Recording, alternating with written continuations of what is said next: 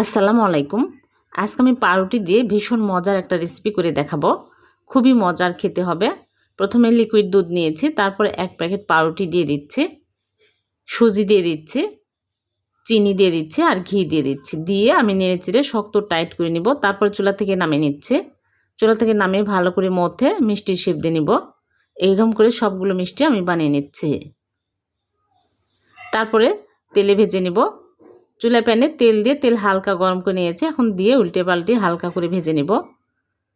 এইরকম কালার হলেই তুলে নিচ্ছি। তারপর লিকুইড দুধ নিয়েছি চুলায় প্যানে 3 কাপ ঘন করে নিব। গুঁড়া দুধ দিয়ে দিচ্ছি 1/4 কাপ, চিনি দিয়ে দিচ্ছি, নেড়েচেড়ে বলক উঠলেই আমি চুলা থেকে নামিয়ে নিব। তারপরে মিষ্টিগুলো দিয়ে 2 ঘন্টা অপেক্ষা করব। 2 ঘন্টা পর মিষ্টিগুলো আমি সার্ভ করে নিচ্ছি। হয়ে গেল ভীষণ সুস্বাদু পাউরুটির মিষ্টি। ভালো লাগলে লাইক কমেন্ট শেয়ার করে দেবেন। আবার দেখা হবে। আল্লাহ হাফেজ।